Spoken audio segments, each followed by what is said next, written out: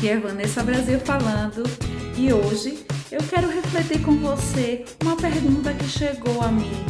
Qual o caminho da prosperidade? Vamos lá pensar comigo? No livro de Lucas, capítulo 5, do versículo 1 ao 7, diz assim: Aconteceu que, ao apertá-los a multidão para ouvir a palavra de Deus, estava ele junto ao lago de Genezaré e viu 2 barcos junto à praia do lago. Mas os pescadores, havendo desembarcado, lavavam as redes. Entrando ele em um dos barcos, e era o de Simão, pediu-lhe que o afastasse um pouco da praia, e, acenando-lhe, ensinava no barco as multidões. Quando acabou de falar, disse a Simão: Faze-te ao lago e lançai as vossas redes para pescar. Respondeu-lhe Simão: Mestre, havendo trabalhado toda a noite, nada apanhamos, mas sobre a tua palavra lançarei as redes. Isto fazendo, apanharam grande quantidade de peixes e romperam-se-lhes as redes. Então fizeram sinal aos companheiros do outro barco para que fossem ajudá-los, e foram e encheram ambos os barcos a ponto de quase irem a pique. Gente, quando eu leio essa passagem, me causa uma grande emoção, porque eu imagino a cena, sabe? Jesus, a multidão acompanhando Jesus e ele ali ensinando e as pessoas querendo aprender mais da palavra do Senhor, da palavra de Deus, e ali acontece que estava lá os pescadores que tinham acabado de sair dos seus barcos e estavam lavando a rede, ou seja, eles estavam terminando o tempo de trabalho, estavam lavando as redes para guardar as coisas para ir para casa. E de repente Jesus entra em um dos barcos e pede, um dos barcos de Simão, e pede assim: olha, afastaram um pouco, e ele começa a ensinar ali, né, a palavra de Deus dentro do barco para que toda a multidão ouvisse, né, ecoasse o som da voz dele esse ensinamento da palavra de Deus. E ali, quando ele termina aquele momento de ensinamento, ele olha para Simão e diz assim: olha, pega tuas redes, vai-te embora para o lago e pesca. E aí Simão fez: olha só, eu, com todo respeito, meu senhor, meu mestre, eu estou aqui, passei a noite toda trabalhando e nós não conseguimos pegar, mas já que o senhor está falando, eu vou. Eu acredito até mesmo diante daqueles ensinamentos, que a figura de Jesus, a eloquência de Jesus, quando ele ensinava em outras passagens, dizia que se tinha autoridade no falar, eu acho que deu uma certa credibilidade. Falei, poxa, esse homem, ele sabe do que está falando.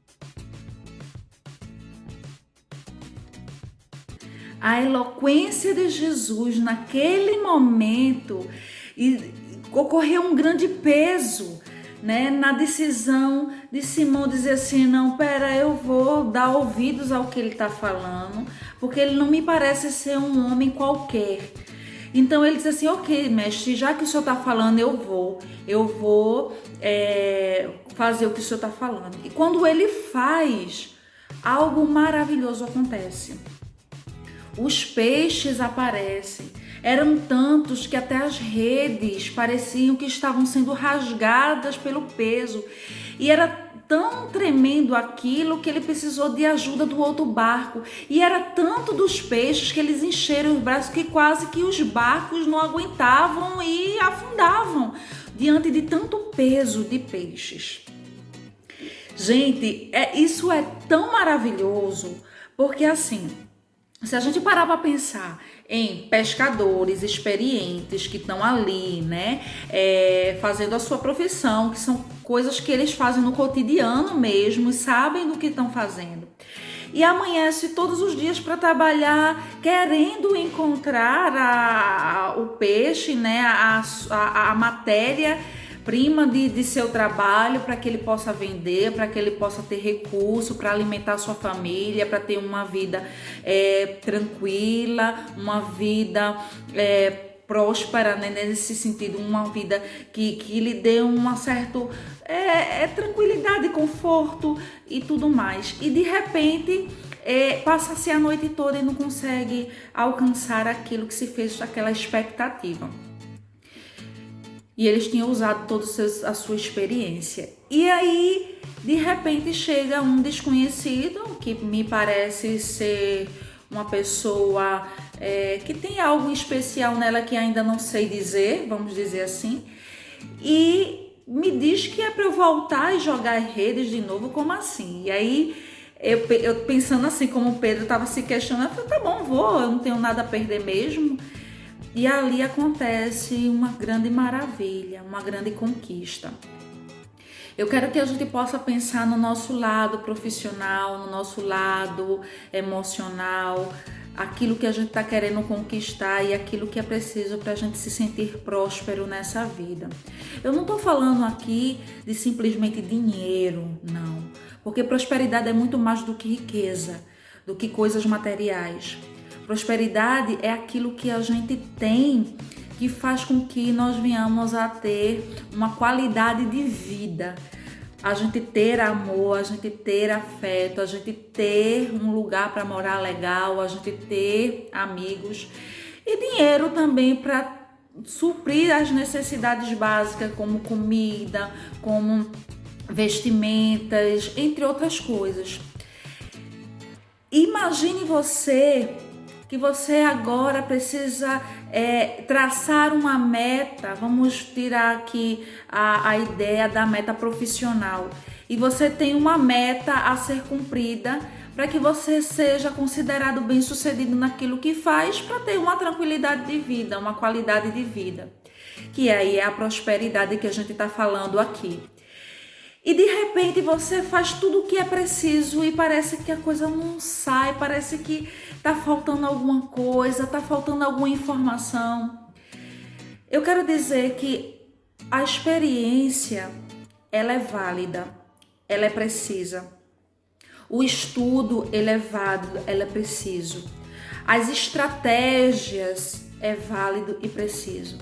Mas o que vai contar no final das contas mesmo é saber realmente aonde está aquilo que você almeja, aquilo que você precisa. E em grande parte das vezes nós não sabemos aonde se encontra o que realmente é preciso para que a gente tenha uma vida próspera. Mas o legal da história aqui é que a gente serve um Deus tão maravilhoso que criou os céus e a terra e que sabe de todas as coisas. E quando chega este momento que a gente não sabe o que fazer, não sabe onde está e não sabe como gerir certas situações, nós temos o auxílio do nosso Deus, que está sempre presente e disposto a nos oferecer ajuda. A pergunta hoje é: você está disponível a receber essa ajuda do Senhor? E aí é que está. Quando a gente está disponível a receber essa ajuda, a gente começa a caminhada para